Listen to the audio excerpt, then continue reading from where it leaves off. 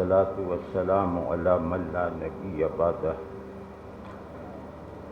انیق احمد صاحب نے ایک آدھ حصہ گفتگو کا ان کی اگر نکال دیا جائے تو بہت جامع گفتگو کی ہے مولانا کے حوالے سے، اور ایک نیا نقطہ نکال دیا ہے جس سے ہم بھی کوشش کریں گے کہ فائدہ اٹھائیں کہ مولانا کے یہاں دلی اسکول اور حیدرآباد اسکول اپنی بلندیوں کے ساتھ ایک ہو گئے ہیں۔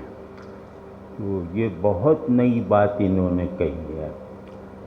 تو اس میں مطلب یہ میں پہلے ہی ذرا اس جملے پہ اپنی داد دے دوں تو وہ یہ ہے کہ دلی اسکول میں جو ہے وہ لفظ کو فصاحت کے قانون کے تحت رکھنے پر زور دیا جاتا تھا۔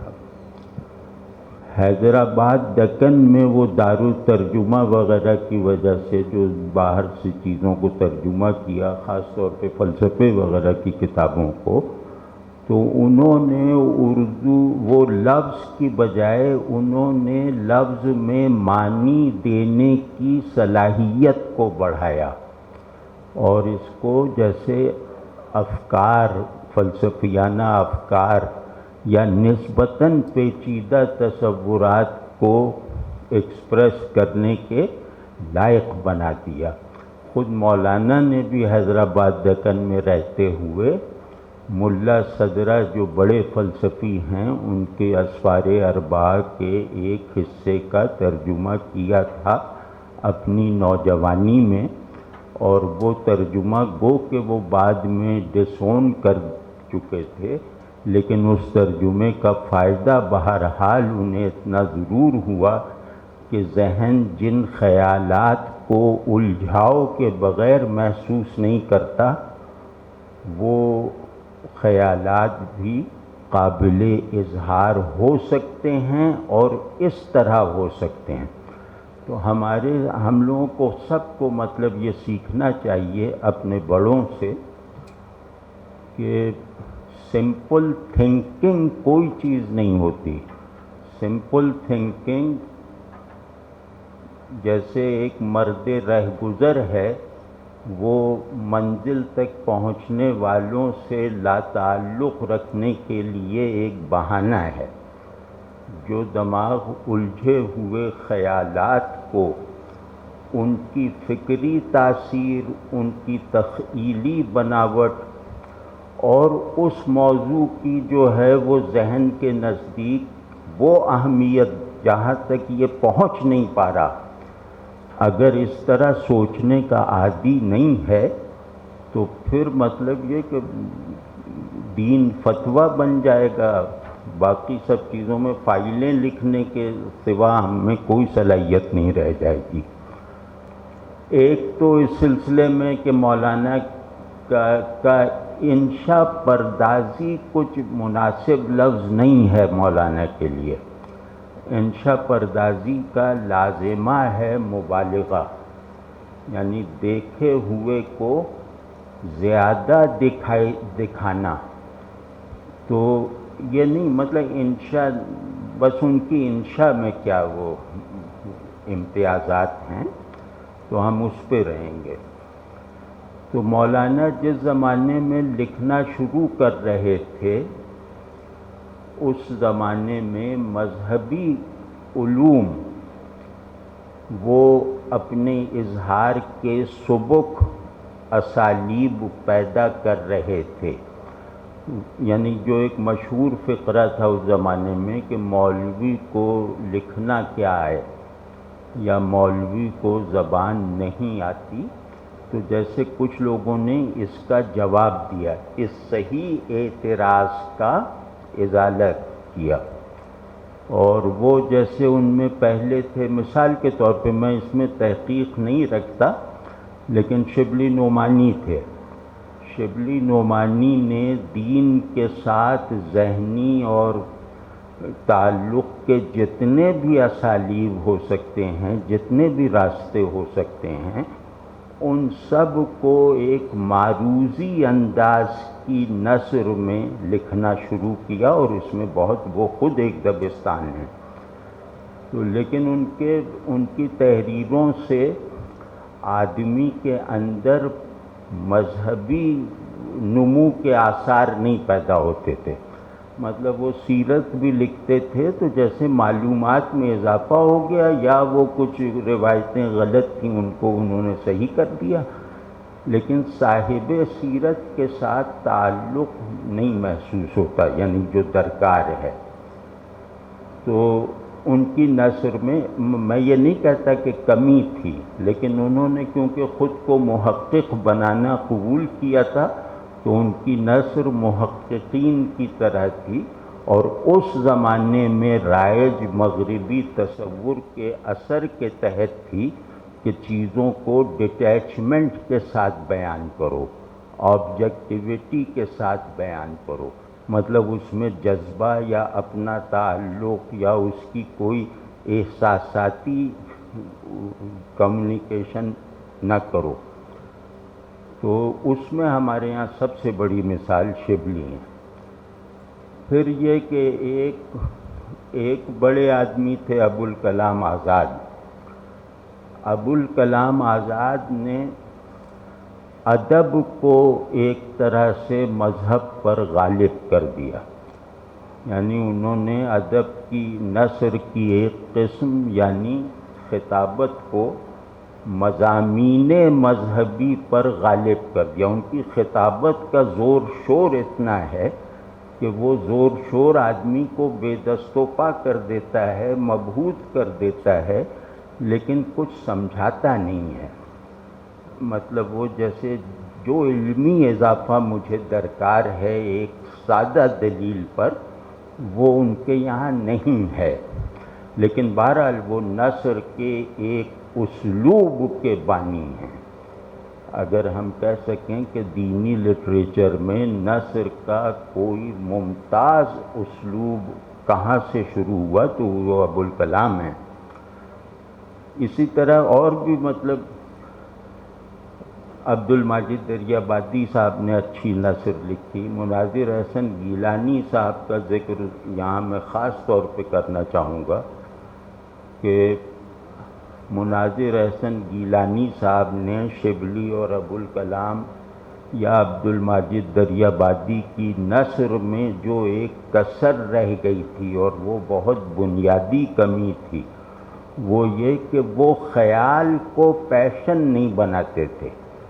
دینی کام ہو ہی نہیں سکتا، چاہے وہ علمی ہو، کلامی ہو یا قانونی ہو، جب تک وہ پیشن بن کے قاری میں منتقل نہ ہو. یعنی ایک اعلیٰ ایک صحیح خیال اور اس صحیح خیال کی حرارت دل میں، روشنی ذہن میں. یہ ہمارے سلف کا طریقہ تھا. ہمارے سلف کی تحریریں اگر آپ لوگ دیکھیں، جس کی امید کم ہے لیکن بہرحال وہ آپ کو احساس ہو جائے گا کہ یہ نہ سمجھنے کی حالت میں بھی میری شخصیت میں چند قیمتی عناصر کا اضافہ کر رہی ہیں. مطلب آپ شاطبی کو پڑھ لیجئے، ان کی اصول فقہ کی کتاب ہے الموافقات، وہ پڑھیں تو وجد بھی آنے لگتا ہے. کبھی کبھی لگتا ہے افلاطون کو پڑھ رہے ہیں، کبھی کچھ لگتا ہے، کبھی کچھ لگتا ہے. یعنی شعور کی تربیت اور وجود کی تراش خراش کرنے والی تمام قوتیں جو ہیں ان کی تحریر میں جمع ہوتی تھی. مطلب وہ اگر بات کر رہے ہیں اس مائک کی تو اس مائک کا بالکل درست علم فراہم کرتے ہوئے اس مائک کو آپ کے ہونے کے احوال میں ایک ضروری حال کی طرح داخل کر دیتے ہیں. یہ بات نہیں ہے نئے لوگوں میں. تو بہرحال یہ اس کے آخری نمائندے مناظر احسن گیلانی ہیں. یعنی سلف کا جو اسلوب ابلاغ ہے اور سلف کے یہاں جو جذبہ اظہار ہوتا تھا وہ مناظر احسن گیلانی تک پہنچ کے ختم ہو گیا. النبی الخاتم پڑھ کر بہت سے لوگ مسلمان ہوئے ہیں، اور مطلب وہ بہت بڑے آدمی تھے۔ تو اسی طرح اور بہت سے لوگ تھے وہ جو لکھ رہے تھے، سادہ نثر لکھ رہے تھے، اور انہوں نے اپنا مقصود یہ بنایا تھا کہ دین اور اس کی ضروریات کو، اور دین کو ماننا اور اس کے ضروری استدلال کو وہ ایک متوسط درجے کے قاری تک پہنچا دیں۔ مولانا آئے، انہوں نے، ان کا امتیاز یہ، میں ایک بات عرض کروں کہ میں بالکل روایتی آدمی ہوں، روایتی رہنا چاہتا ہوں، اور مولانا اشرف علی صاحب تھانوی رحمۃ اللہ علیہ کے کو مطلب سمجھیں کہ اپنا مربی مانتا ہوں، اور یہ اس لیے بتا رہا ہوں کہ یہ جو یبوست اور گھٹن طاری ہے نا، کہ لوگ اختلاف کو انقطاع کا سبب بناتے ہیں، یہ کسی بھی طرح سے کم ہو۔ تو اب مولانا جب تشریف لائے تو مولانا نے اپنا مقصود یہ بنایا کہ میری تحریر میں ذہن کی صفائی اور ارادے کو تحریک ملتی رہے۔ انہوں نے ارادے کا محرک بننے والی نثر لکھی، ایسی نثر جو ارادے کو مضبوط کرتی ہے، دماغ کو اس منزل کی طرف یکسو کرتی ہے جسے عمل سے حاصل کیا جائے گا۔ تو انہوں نے دین کا بطور عمل ہونا وہ بہت ہی کامیابی سے ایکسپریس کیا، اور دوسری ایک چیز جو ان کے زمانے میں کہیں نہیں تھی، وہ چیز یہ ہے کہ دین کے ماننے والوں کی اجتماعیت کن اصول پر تشکیل پاتی ہے۔ مطلب ہم ابھی تک اس بات کے عادی تھے کہ فرد کے لیے دین کیا تقاضے رکھتا ہے، فرد کے لیے دین سے مستفید ہونے کے کیا کیا ذرائع ہیں۔ تزکیے کا مفہوم صرف تزکیہ افراد تھا، تو مولانا نے آ کر، یہ بہت بڑی کنٹریبیوشن ہے ان کی، کہ مولانا نے آ کر اس تصور میں چھپی ہوئی تنگی کو توڑ دیا، کیونکہ وہ پوسٹ کولونیل ایرا تھا، اور پوسٹ کولونیل ایرا میں دین کی حفاظت کے اور مضمحل ہو جانے والی مسلم نفسیات کو دوبارہ سے زندہ کرنے کے لیے ضروری تھا کہ افراد پر توجہ کے بجائے اس قوم کو ایک امت کا فعال حصہ بنایا جائے۔ تو وہ اس وقت کی ضرورت تھی، تو وہ مولانا نے خوبی سے کی، خوبی سے پوری کی۔ اور تیسری جو بات ہے جس کو میں کہہ رہا تھا کہ خیال پر ذہن مطمئن اور تأثر پہ قلب شانت ہو جاتا ہے، تو ان کے یہاں یہ چیز اس طرح سے ہے کہ یہ آپ کے ارادے کو اللہ کی مراد کے مطابق ڈھالنے کے لیے، اور اس ارادے کی حرکت کے نتیجے میں جو مفاد مطلوب ہے وہ اجتماعی ہے، وہ ارادہ فرد کے کسی بھی اخروی یا تزکیے والے مفاد سے نہیں پورا ہوگا۔ تو انہوں نے اس تزکیے کے عمل کو جیسے اجتماعی ضرورت بنایا، اور تزکیے کا اجتماعی جو رول ہے اس کو بالکل کلینکل انداز میں ثابت کر کے بھی دکھایا کہ اجتماعی تزکیے کے بغیر انفرادی تزکیہ نہیں ہو سکتا۔ اب آپ دیکھ رہے ہیں نا آج کے حالات میں، اگر مطلب ہمیں صرف یہی چیز بچا سکتی ہے کہ ہم اسلام کو اپنے مرکزی اور ثانوی تمام تشخص کا واحد مبنی اگر نہ بنایا اب، تو وہ داستان تک بھی نہ ہوگی داستانوں میں۔ تو یہ مولانا نے سکھایا مسلمانوں میں ایک اجتماعی حمیت دینی اور مسلم نفسیات پر چھائی ہوئی غلامی کے نتیجے میں افسردگی انہوں نے مطلب توڑ کے دکھائی، مذہبی لٹریچر میں انہوں نے توڑ کے دکھائی۔ تو یہ بہت بڑا کارنامہ ہے، اور ایک بات مطلب مجھے تو ضروری لگتی ہے کہ انقلاب جسے کہتے ہیں نا، انقلاب کا مطلب ہے اقدار، موجودہ اقدار اور اس کے مظاہر کا بالکل بدل جانا۔ سمجھ گئے نا، یہ انقلاب ہے، یعنی باطن بھی بدل گیا، ظاہر بھی بدل گیا۔ اور یہی انقلاب ظاہر ایک مقصود ہوتا ہے کسی بھی دینی ذہن کو۔ تو مولانا نے اس ضرورت کو جس عمدگی، جس جامعیت، جس کنسسٹنسی کے ساتھ پورا کیا ہے، اور دین کے فہم اور دین کے احکام اور عقائد ان سب کو عمل کی ڈوری میں پرونے کا جو کامیاب مشن انہوں نے کیا، یہ مطلب اس کی افادیت اب پتہ چلے گی۔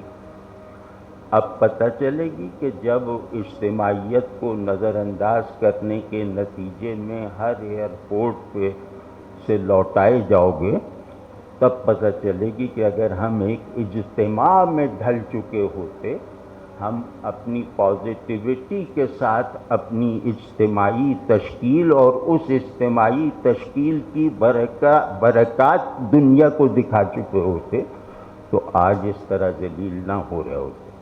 آج وہ ماحول ہے کہ نظام بدلے بغیر فرد کا تزکیہ بھی ناممکن ہے۔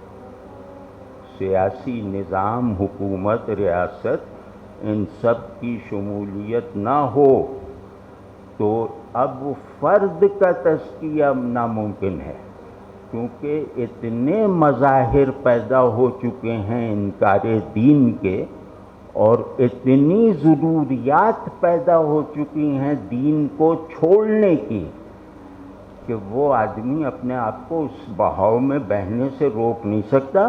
تو اس بہاؤ ہی کو، اس چشمے ہی کو ہمیں ڈھانپ کے دوسرے چشمے سے پانی جاری کروانا ہے۔ تو یہ ممکن نہیں ہے کہ ریاستوں کی یکجائی اور یکسوئی کے بغیر اور مکمل شمولیت کے بغیر، نظام کے مذہبی ہوئے بغیر یہ ہو سکے۔ تو یہ مولانا کی لاجک آج سمجھ میں آتی ہے، لیکن یا مولانا کی دینی فکر کا جو یہ خلاصہ ہے کہ انسان پر اثر انداز ہونے والے آرڈر کو بدلو۔ وہ آرڈر اگر ٹھیک ہوگا تو آدمی بھی ٹھیک ہوگا، اور وہ آرڈر اگر تمام بے حیائی وغیرہ کو مسلط کیے رکھے گا تو میں کب تک دوسری نظر ڈالنے سے بچوں گا؟ میں کہتا ہوں آج بھی نہیں بچ سکتے۔ تو وہ سوسائٹی اسلامی ہو ہی نہیں سکتی ڈھیلے ڈھالے معنی میں، جہاں دوسری نظر سے مرد کو رکنا آسان نہ ہو۔ ٹھیک، دوسری نظر وہ سمجھ گیا نا، جو حدیث شریف ہے کہ پہلی نظر مباح ہے، دوسری نظر کا وبال ہے۔ تو اب اس سے کہاں سے بچیں؟ اب دین کے تمام اقدار، تمام نفسیاتی اصول اور اخلاق کی تعمیر کرنے والے احکام روزانہ یہ معذوری کی نظر ہو رہے ہیں۔ آپ معلوم ہے کہ ہمارا پورا دین معذوری کی نظر ہو رہا ہے، اور اس پر تجدد کے حلقوں میں جیسے خوشی کی لہر دوڑی ہوئی ہے کہ وہ دین کو منیملائز کرتے چلے جائیں، یعنی سکیڑتے چلے جائیں۔ تو یہ مطلب مودودی صاحب کا یہ احسان محسوس ہوتا ہے۔ میں ان کی فکر کے بہت بنیادی اجزاء سے اختلاف رکھتا ہوں، لیکن یہ کہ ان کا یہ احسان محسوس ہوتا ہے کہ انہوں نے ہماری دینداری کے پورے اسٹرکچر کو اس انتہائی نالائق قوم میں تعمیر کر کے تو دکھا دیا. اب چاہے اس میں کوئی رہنے آئے یا نہ آئے وہ ان کا کام نہیں ہے. تو ایک تو یہ کہ دین کی کلیکٹیوائزیشن اور اس کے حصول کے عملی اور فکری راستے یہ مولانا کے علاوہ کہیں نہیں ملیں گے، مطلب پورے اسلامی لٹریچر میں نہیں ملیں گے. اب یہ نثر ہی پہ میں اپنی دانش میں نثر پہ ان کی بات کر رہا ہوں. تو اس طرح کا یعنی آپ سمجھیں کہ ہر مضمون کا ایسنس دعوت انقلاب ہے. ہر بات کے پیچھے اس کی جو مدر میننگ ہے وہ خود کو مکمل طور پہ بدلو، دنیا کو مکمل طور پہ بدلو.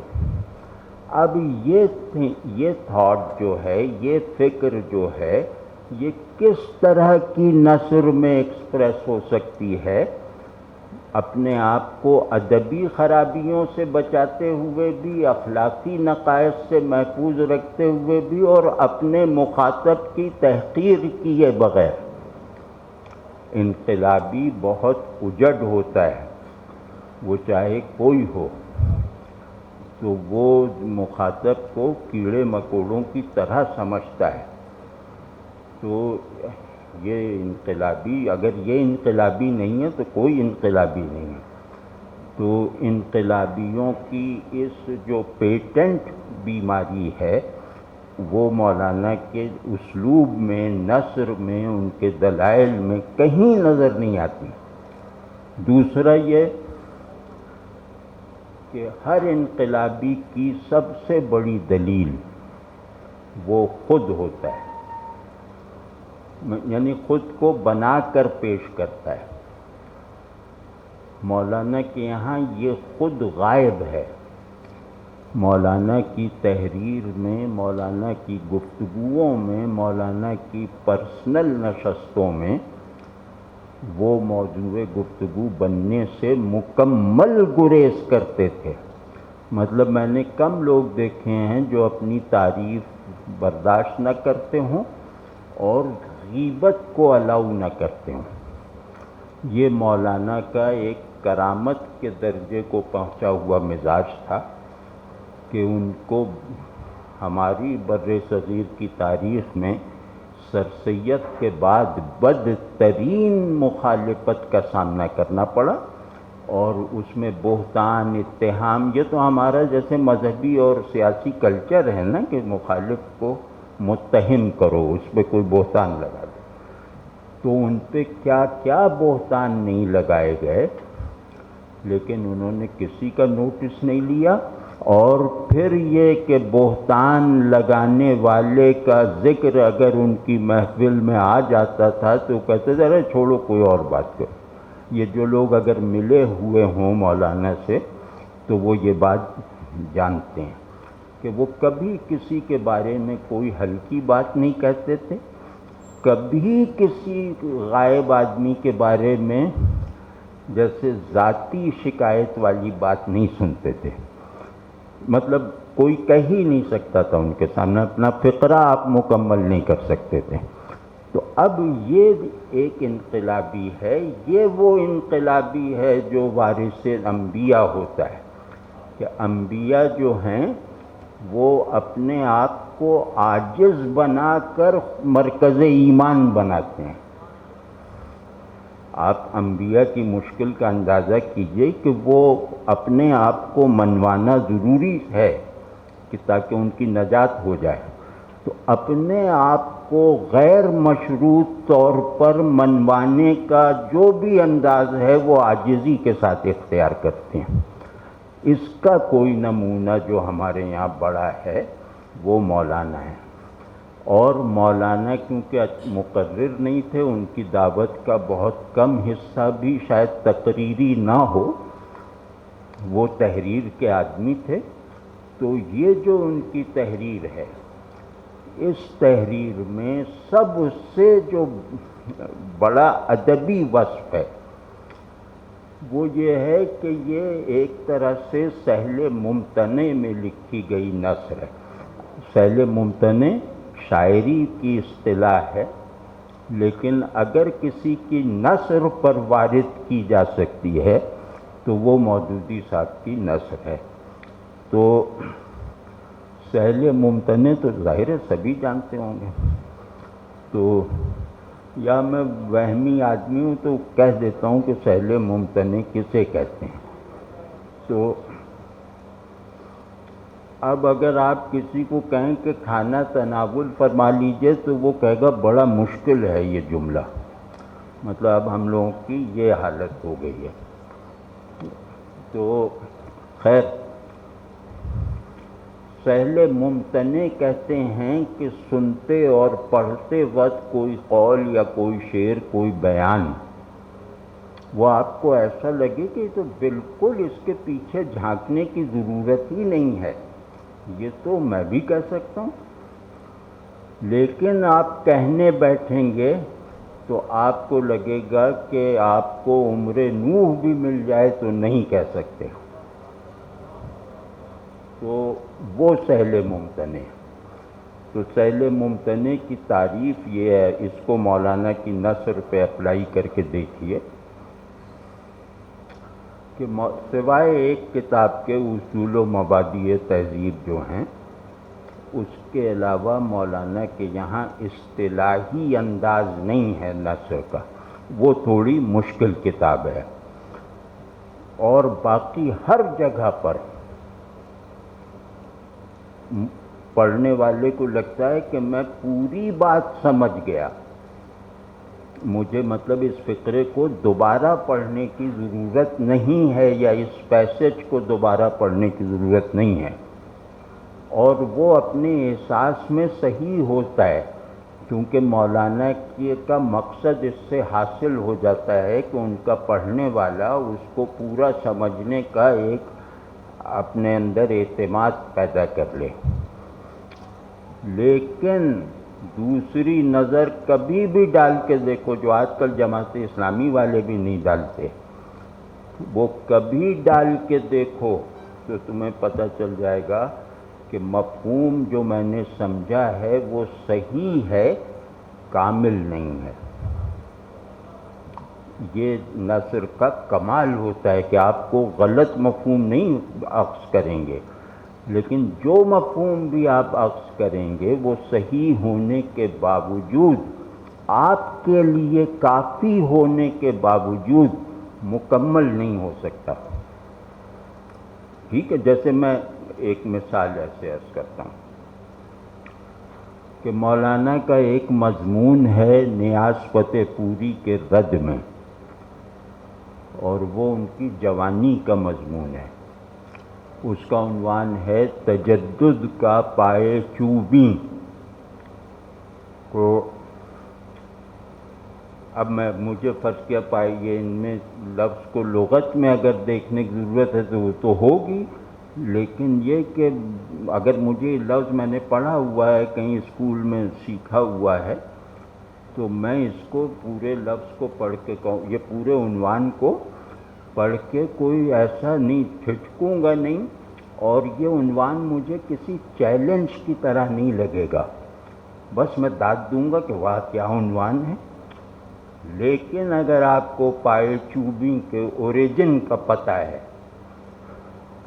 اگر آپ کو یہ پائے چوبیں مولانا نے کہاں سے لیا ہے اور تجدد کو وہ اس سے کیوں نسبت دے رہے ہیں، یہ موجودہ صلاحیت کا آدمی عمر بھر نہیں دریافت کر سکتا۔ واضح ہے نا یہ بات؟ تو یہ ہے سہل ممتنع، یا مثال طور پر ان کے کچھ مشہور فقرے ہیں کہ آج کل کے الیکشن شکاری کتوں کی دوڑ ہے،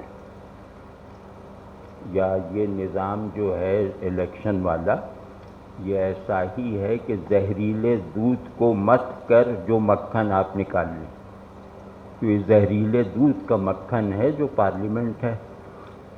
تو اب اس میں آپ آپ کو ایسا لگے گا کہ آپ اس جملے سے خوش بھی ہو گئے، اور یہ بھی لگے گا کہ اس پہ شعر کی طرح واہ واہ کہنی چاہیے۔ یہ بھی لگے گا کہ ادب کی ایک صنف ہے وٹ، جس کا جان ڈن ایک شاعر تھا، وہ سب سے بڑا آدمی ہے، تو وہ وٹ آپ کو محسوس ہوگی۔ وٹ کہتے ہیں کہ بڑی سے بڑی بات کو ہنستے کھیلتے بیان کر دینا، تو اب یہ بھی اس میں محسوس ہوگی۔ اور پھر اگر آپ تھوڑا شاعری کی روایت کو جانتے ہیں اور یہ دیکھیں کہ مولانا روم نے فرمایا تھا کہ پائے استدلالیاں چوبیں بود، پائے چوبیں سخت بے تمکین بود۔ یہ جو فلسفہ بنانا چاہتے ہیں دین کو، ہر بات پہ استدلال کروانا چاہتے ہیں، تو ان کا پاؤں جو ہے، یہ جس جگہ کھڑے ہیں اور جس پاؤں سے کھڑے ہیں وہ لکڑی کا ہے، اور لکڑی کا پاؤں جو ہے، لکڑی سے بنا ہوا پاؤں زیادہ دیر تک تمہارا بوجھ سہار نہیں سکتا، وہ چل نہیں سکتا اس رفتار سے۔ تو اب یہ ایک دم جیسے جگمگانے لگتا ہے، اور اس کے ساتھ ساتھ ہماری مذہبی نفسیات میں ایک منفی پن کا ازالہ بھی کر سکتا ہے کہ مولانا روم اور مولانا مودودی تو ایک ساتھ نام نہیں لیا جا سکتا، بالکل ہی دونوں مختلف شخصیتیں ہیں نا۔ تو ان دو انتہائی مختلف ہو سکنے والی شخصیتوں میں ایک زندہ پسندیدہ ربط آپ کو اپنے اندر محسوس ہوگا، جس کی وجہ سے آپ ان پہ زبان درازی کرنے سے باز رہیں گے۔ تو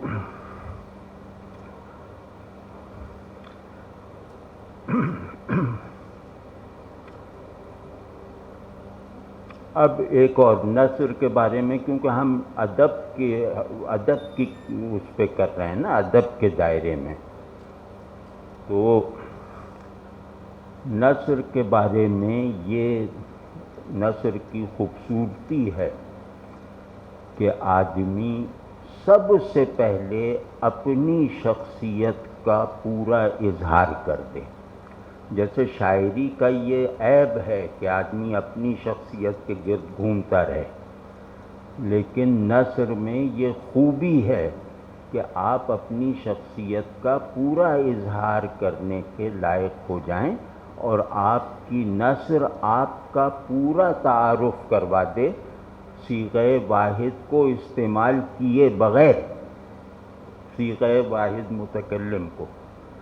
مولانا کی نثر اس معیار پہ پوری اترتی ہے۔ یہ لانجائنس نے لکھا تھا نا کہ ہومر کے یہاں وہ لفظ میں نہیں ہے، لیکن اس کی ہر تحریر کا معنی وہ خود ہے۔ اور ہومر آپ جانتے ہو، ہومر مطلب کوئی آدمی اس کا نام مطلب بہت احترام کے بغیر نہیں لے سکتا، چاہے وہ شیکسپیئر ہی کیوں نہ ہو۔ تو کیا کہا لانجائنس نے کہ وہ اس کا کام، اس کا اظہار ہے، اس کا سب سے کامل اظہار ہے اس کا نام آئے بغیر۔ وہ کہیں موجود نہیں ہے اپنے کام میں، اس کے کام میں کہیں میں کا صیغہ نہیں استعمال ہوا، میں جب بھی استعمال ہوا ہے وہ کسی کیریکٹر کا ہے، لیکن وہ سارا ہومر ہے، وہ ہومر جس کی شخصیت کے اس اظہار نے یونانی سویلائزیشن کا سنگ بنیاد رکھا ہے۔ یعنی افلاطون نے کہا کہ گریک سویلائزیشن کا معمار ہومر ہے۔ اس سے کسی نے پوچھا تو اس نے یہ جواب دیا۔ تو اب ہمارے یہاں تو افلاطون وغیرہ ہیں نہیں جو اس طرح متوجہ کریں لوگوں کو، تو بہرحال اس تعریف کو ذہن میں رکھ کے مولانا کی نثر کا اگر تجزیہ کیا جائے تو مولانا جہاں بھی صیغہ واحد متکلم اپنی علمی تحریروں میں استعمال کرتے ہیں، وہ ایک واقعاتی کانٹیکسٹ میں ہوتا ہے کہ فلاں نے مجھ سے یہ پوچھا یا فلاں کو میں نے یہ جواب دیا۔ مطلب ایک واقعاتی ایک روٹین کی شخصیت کا میں ہوتا ہے، اور جہاں جہاں بھی وہ بڑی باتیں کرتے ہیں وہاں خود کو مکمل طور پر اس سے علیحدہ رکھتے ہیں، مطلب اس کے کانٹینٹ کا حصہ نہیں بنتے۔ متکلم اگر اپنے کانٹینٹ سے باہر نکلا رہے تو اس سے بڑا نہ کوئی آدمی ہوتا ہے، نہ اس سے بڑا کوئی کرافٹس مین ہوتا ہے۔ تو آپ دیکھ لیجیے، آپ لوگوں کو ظاہر ہے، آپ تو سب، تو ان کی نثر ان کی شخصیت کو سمجھنے اور جاننے میں معاون ہے، خیالات نہیں۔ خیالات تو چھوٹے لوگوں کا تعارف ہوتے ہیں، وہ اگر پان خریدنے جائیں گے تو وہ جملہ بھی ان کی بڑی شخصیت کا اظہار ہوگا۔ تو اپنی ذات سے مکمل بے نیازی اور لا تعلقی ان کی اتنی سچی تھی، اتنی استقامت کے ساتھ تھی کہ یہی بے نفسی، یہی بے خودی ان کے اسلوب تحریر میں سے چھلکتی ہے۔ وہ میں بتاتا ہوں کیسے۔ مطلب مولانا نے خود کو چھپا کر ظاہر کیا ہے، اور جو آدمی اپنے چھپاؤ کے ساتھ اظہار پا جائے اس سے زیادہ ظاہر کوئی نہیں ہوتا۔ تو وہ اب اس میں جو ہے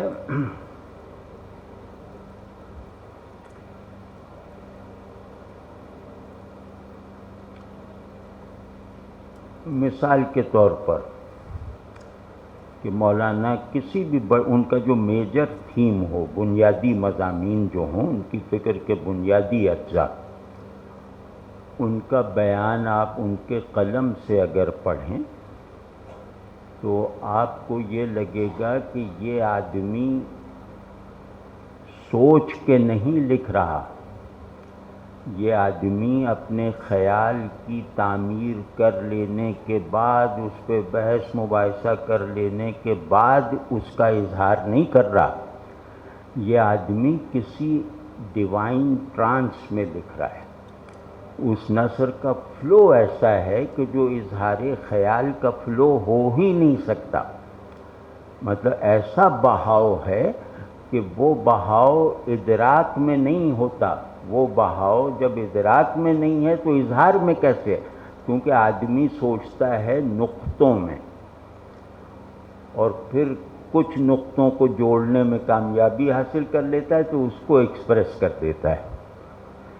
لیکن یہ جو بہاؤ ہے کہ یہ ایک لکیر کی طرح، ایک رود آب کی طرح کہیں سے بھی گیپ لائے بغیر چلتی چلی جا رہی ہے، یہ چیز اللہ سے تعلق کے بغیر، اللہ پر خود کو نثار کیے بغیر، اللہ کی کتاب کو اپنے لیے کتاب وجود بنائے بغیر ممکن نہیں ہے۔ تو وہ گویا متکلم ہی کلام ہے۔ مطلب مولانا کی فکر تکلم میں آ کر، اظہار میں آ کر، ان کے اس مرتبے پر زیادہ شہادت دیتی ہے کہ یہ شخص روایتی اصطلاح میں فنا فی اللہ ہے۔ فنا فی اللہ بھی ظاہر ہے سب آپ لوگ تو ہوں گے بھی، لیکن فنا فی اللہ کا مطلب ہے کہ انتہائی جبری خواہشات بھی اللہ کے لیے پسندیدہ بن جائیں۔ میری بہت چھوٹی چھوٹی خواہشات بھی اللہ کی خوشنودی کی اطمینان بخش ضمانت بن جائیں، یہ آدمی فانی فی اللہ ہے۔ تو جیسے ہم سب نے دیکھا کہ ان کی یکسوئی، ان کی کنسسٹنسی، ان کی دنیا سے بے رغبتی، کیونکہ دین آپ کو اپنا جزوی یا چھوٹا یا بڑا ترجمان بنا ہی نہیں دے سکتا، مطلب آپ کو ترجمانی کے منصب پہ وہ بیٹھنے بھی نہیں دے گا، چاہے وہ جمعے کا واعظ کہنے کے لیے ہو۔ جب تک دنیا سے بے رغبت نہیں ہو. دنیا سے بے رغبتی شرط دین ہے. تو دنیا سے بے رغبت ہوئے بغیر اسے بدلا نہیں جا سکتا. تو یہ جو ہے یہ مولانا کی زندگی اور مولانا کی تحریر، اور اس تحریر میں ان کی اپنی طرف سے چھپائی ہوئی شخصیت کا اللہ کے فضل سے اظہار، یہ بڑی بات ہے. ایک سادہ سا قاعدہ جو ادب پڑھنے والے سب لوگوں کو انشاءاللہ معلوم ہوتا ہے، وہ قاعدہ نہیں، مطلب ایک اصطلاح ہے کہ نثر کی 6 قسمیں ہوتی ہیں. 6 جیسے اس کے اصناف ہوتی ہیں. اسالیب نثری 6 طرح کے ہوتے ہیں. تو ان میں جو ایک اسلوب ہے، ایک طرح کی نثر کا عنوان ہے نثر مرسل. اچھا، اگر کوئی صاحب جانتے ہوں تو بتا دیجئے کہ نثر مرسل کسے کہتے ہیں. تو اب جو چیزیں وجہ تحسین بن سکتی ہیں بڑے آدمیوں کی، ان لفظوں کو بھی نہ جاننا، یہ بڑائی سے مکمل انحراف کی راہ نکالنا ہے نا. تو نثر مرسل کہتے ہیں کہ جس کو ایسی نثر جس کو کسی آرائش کی ضرورت نہ ہو، جس کو کسی پنکچویشن کی حاجت نہ ہو، جو متکلم اس اعتماد کے ساتھ کہے، لکھے کہ یہ بس میں نے اپنا مدعا پورا بیان کر دیا ہے، اور یہ پورا مدعا بغیر کسی تفریق کے میرے تمام قارئین تک منتقل ہو گیا ہے. اس کو ارسال اور ترسیل، یہ لفظ ہے نا، ترسیل کرنا، تو یہ نثر مرسل ہے. نثر مرسل کا میری رائے میں بہترین نمونہ مولانا کی نثر ہے. کیوں بہترین نمونہ ہے؟ کہ ایک تو نثر مرسل یہ ہے کہ بھائی آپ فاران کلب آ جائیے، میں لکھ کے آپ کو بھیج دوں، یہ بھی نثر مرسل ہے. تو مجھے معلوم ہے کہ آپ کو فاران کلب کا پتہ ہے، لیکن ایک آدمی کہتا ہے کہ آ جاؤ فلاح کی طرف. تو اب فلاح کا مجھے مطلب وہ اب اس میں اظہار مدعا پورا ہے، اس کا فہم جو ہے وہ منحصر ہے آپ کے فہم فلاح پر. تو مولانا کی نثر مرسل اس دوسری نوع کی مرسل ہے جہاں وہ پورے اعتماد میں ہیں کہ انہوں نے اپنی پوری بات کہہ دی ہے، اور ان کے قریب والے اس زمانے میں جو ان کے مخاطب تھے وہ اس اعتماد کو تقویت پہنچاتے تھے. پھر اب یہ ہے کہ اب صرف انہی کو اعتماد کرنے کا حق رہ گیا ہے کہ انہوں نے پوری بات کہہ دی، اب قاری نے کیا سمجھا اس کی کوئی گارنٹی نہیں. تو یہ بات میں ایک خاص وجہ سے عرض کر رہا ہوں کہ جہاں کمیونیکیشن کرپٹ ہو جائے، ولگر ہو جائے، پروفین ہو جائے، وہ تہذیب کا مرنا اچھا ہے اس کے جیتے رہنے کے مقابلے میں. جہاں لفظ کے ساتھ تعلق بازار سے سودا مانگ لینے کی صلاحیت تک محدود رہ جائے تو اس کو خود کو آدمی کہلانے کا حق نہیں ہے. آدمی وہی ہے جو لفظ کو اپنا بلڈنگ بلاک بنانے پر قادر ہو، جو لفظ میں موجود معنوی امکانات کو ایکسپیرینس کر لینے کے لائق ہو، جو لفظ میں موجود اور گیون معنویت کو پوری طرح سمجھ کر اس معنویت میں اپنی طرف سے اپنے تخیل یا عمل وغیرہ کے ذریعے سے اضافہ کرنے کی صلاحیت رکھتا ہو. یہ سب کہاں ہے؟ مطلب کتنے لوگ ہیں جماعت میں جو مولانا مودودی کی فکر کا ان پر وارد ہونے والے اعتراضات کے مقابلے میں دفاع کر سکتے ہیں؟ ایک ایسے آدمی کی فکر کا کہ اس نے دنیا میں موجود کسی بھی میجر تھیم کو نظر انداز نہیں کیا ہے، دنیا پر اثر انداز ہو سکنے والے کسی بھی نظریے کو انہوں نے اس چیلنج کو قبول کیا اور اس کا جواب لکھا، متانت سے، بڑکیں مار کر، نعرے لگا کر نہیں، متانت سے جواب لکھا، اور وہ جواب ایسا ہے کہ اس نظریے کے قائل کچھ لوگوں کو کی اصلاح کر دیتا تھا۔ تو اب ظاہر ہے کہ اب نہیں رہا وہ معاملہ، تو اب مولانا پہ بہت سے جو لوگ، چاہے وہ معاندانہ اعتراضات ہوں، چاہے وہ مخلصانہ اور محققانہ اعتراضات ہوں، اس کا جواب نہیں آ رہا، اور اس کا جواب اس لیے نہیں آ رہا کہ وہ اب جیسے یقین کر لیا گیا کہ انقلاب وغیرہ چھوڑو، بس تھوڑا بہت یہ تھوڑا سا نظام میں قدرت حاصل کر لو تو کافی ہے۔ میں اس بات کی شکایت رکھتا ہوں تمام جماعت اسلامی سے موجودہ کہ ان لوگوں نے مولانا کی وراثت کو بہت پس درجے پہ رکھ دیا ہے، بہت کوئی علمی سرگرمی نہیں۔ میں نے آفر کی تھی کہ وحید الدین خان صاحب کی تعبیر کی غلطی پہ مجھ سے لکھواؤ، کوئی نہیں، اور مطلب اور چلو علمی وراثت نہ نبھا سکے وہ صلاحیت کی بات ہے، وہ چلو ٹھیک ہے، وہ ہو سکتا ہے، لیکن ان کی کرداری وراثت کے تسلسل میں تم نہیں ہو تو کیا جواز ہے جماعت اسلامی کا؟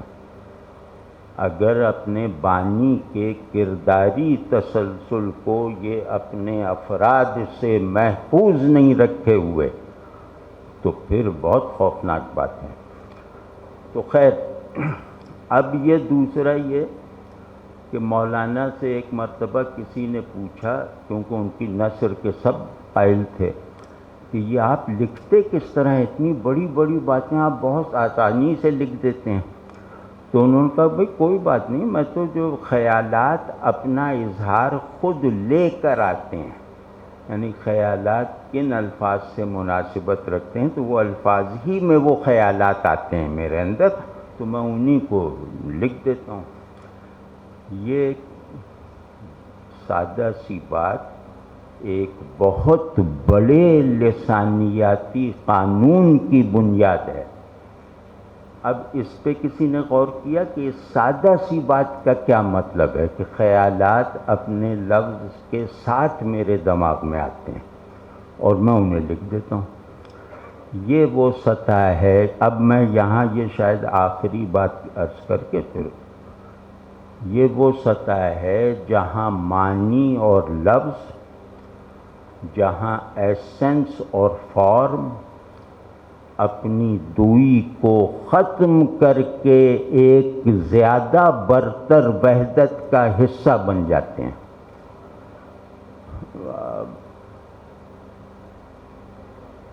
جیسے لفظ الگ ہے، معنی الگ ہے، مطلب لفظ درخت الگ ہے اور درخت الگ ہے۔